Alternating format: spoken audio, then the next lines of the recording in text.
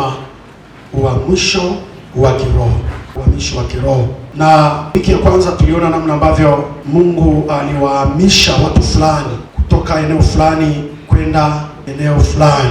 Tunaongozwa na ile Wakolosai sura ile ya kwanza aya ile ya 13 inayosema, anasema ametuokoa katika nguvu za giza, akatuhamisha kutuingiza katika ufalme wa mwana wa pendo lake. Alituokoa akatuhamisha. Lakini baadaye tukaona watu ambao waliohamishwa. Tukamwona Abraham, Mungu anamwambia toka katika nchi yako, toka kwenye nyumba ya baba yako, uende mpaka mahali nitakapokuambia, nami nitakubariki. Mwanzo ile sura ya 12 aya ya kwanza na kuendelea. Tukaona mtu mwingine aliyehamishwa ni wana wa Israeli, walihamishwa kutoka utumwani Misri hadi wakapata uhuru wao, toka ile sura ya 14 aya kwanza na kuendelea. Lakini pia tunamuona mtu mwingine, tunamuona mtakatifu Paulo, kutoka kuwa mtesi wa kanisa hadi kuwa mtume, kaanza kumtumikia Mungu. Kwa hiyo huu ni mfano wa uhamisho wa kiroho.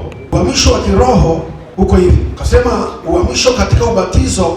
Ubatizo ndio mwanzo rasmi wa uhamisho wa kiroho. Na tukaliangalia na Mungu anasema mtu asipozaliwa kwa maji na kwa roho hawezi kuingia katika ufalme wa Mungu. Injili ya Yohana sura ya 3 aya ile ya 5. Tuliona pia kanisa linazungumza nini? Katekisimu ya kanisa Katoliki namba 1213 nasema hivi: ubatizo ni mlango wa sakramenti zote na msingi wa maisha ya Mkristo kwa ubatizo. Tumsifu Yesu Kristo. Kwa nini tunaweka maandiko wazi na katekisimu? Tunaweka hivyo ili ujue kwamba kila alichokisema Mungu, kanisa limekazia pale. Kwa hiyo tunazungumza hivi ili uweze kuhama, kuna maeneo unapaswa uwe umekamilika, kwamba wewe tayari ni mbatizwa, na kama ni mbatizwa tangu siku ulivyobatizwa ulihamishwa. Lakini baada ya hapa tukaingia kwenye kipindi cha pili, na mwalimu akatufundisha vizuri kabisa kwamba kama tunataka kuhama ni lazima pia tuhame kutoka dhambi kwenda kwenye neema. Uhamisho kutoka katika dhambi kwenda katika nini? Neema. Maana dhambi inaweza kukuzuia usihame. Kati ya vitu vinaweza kutuzuia tusihame ni dhambi pia. Kwa ukitaka kuhama, kuna vitu ambavyo unapaswa kuwa makini navyo, usiwe navyo. Kuna vitu ambavyo haupaswi kuwa navyo. Siku moja mwalimu wangu mmoja akatoa mfano ulikuwa mzuri sana. Akisema kuna mtu mmoja alidumbukia kwenye shimo refu. Alipodumbukia akashindwa kupanda. Lakini wakati akiwa anapiga kelele, akapita mtu juu ili amsaidie, akamshushia kamba. Akamwambia, mheshimiwa, kamba yangu ina uwezo wa kukubeba wewe peke yako, usibebe chochote. Kumbe katika shimo aliyokuwa amedumbukia kulikuwa kuna madini mazuri ya Tanzanite. Yule bwana akasema, nikibeba vipande viwili nikitoka juu mimi naweza kuwa mtu mwingine. Kwa hiyo akachukua vipande viwili akaweka mfukoni. Yule bwana akamwambia, mheshimiwa, uko tayari na kushushia kamba, lakini usibebe kitu chochote. Akamwambia, niko tayari. Akashushiwa kamba, akavutwa. Alipofika nusu, kamba ikakatika, akarudi chini kwenye shimo refu. Yule bwana akamwambia, nimekuambia haupaswi kubeba chochote. Ikabidi atoe vile vipande vya thamani, akavidondosha chini. Lakini akasema, ngoja nichukue kadogo sana ambacho hakina uzito, kadogo mno, angalau nikitoka ninaweza kuwa na maisha. Akachukua ile punje ndogo, akamrudishia tena kamba, akamvuta, akafika katikati, kadondoka. Tumsifu Yesu Kristo. Tumsifu Yesu Kristo. Unapotaka kuhama, kuna vitu ambavyo upasi kufanya nini eti kuhama navyo, hata kama vingekuwa ni vya thamani sana. Ukweli ni kwamba kama unataka kuhama, kuna vitu lazima ufanye nini eti uviache.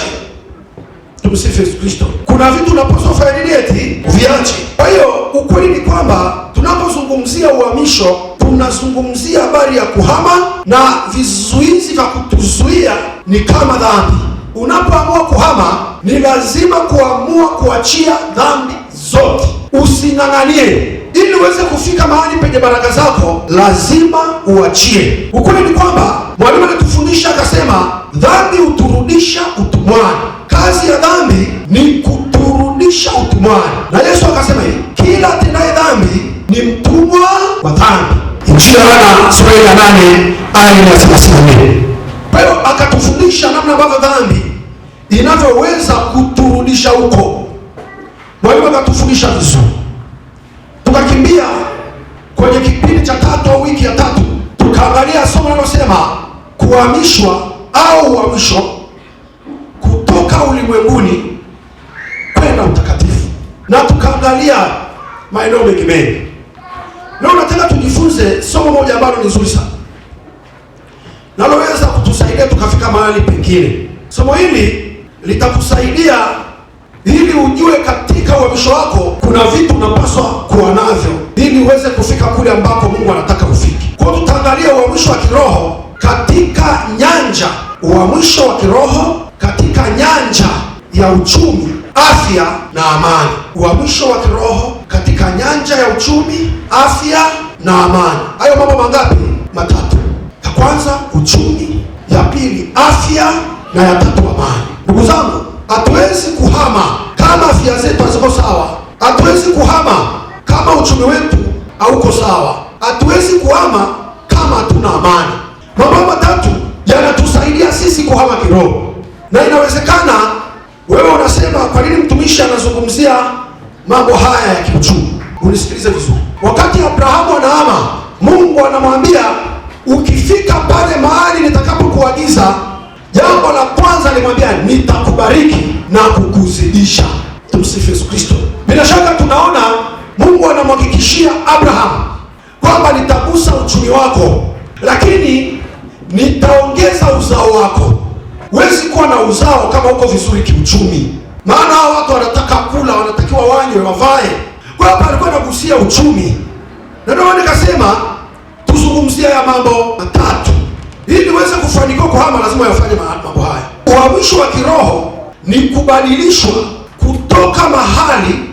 kutoka hali ya zamani, kutoka katika hali ya dhamani, yaani dhambi, laana au udhaifu, kutoka katika dhambi, laana na udhaifu, ili uweze kwenda mahali papya penye neema na baraka na uzima katika Kristo. Tunasimamia mstari huu tangu tulivyoanza, Wakolosai 1:13. Anasema hivi, alituokoa katika nguvu za giza, akatuhamisha na kutuingiza katika ufalme wa mwana wa pendo lake. Akatuingiza katika ufalme wa mwana wa pendo lake. Hapa tunaona waziwazi kuna kuhamishwa toka eneo moja la kiroho kwenda eneo jingine. Tumsifu Yesu Kristo. Kwa hiyo unisikilize vizuri, katika maeneo matatu tunaweza kuona ukuu wa Mungu, nguvu za Mungu, uweza wa Mungu na mamlaka ya Mungu.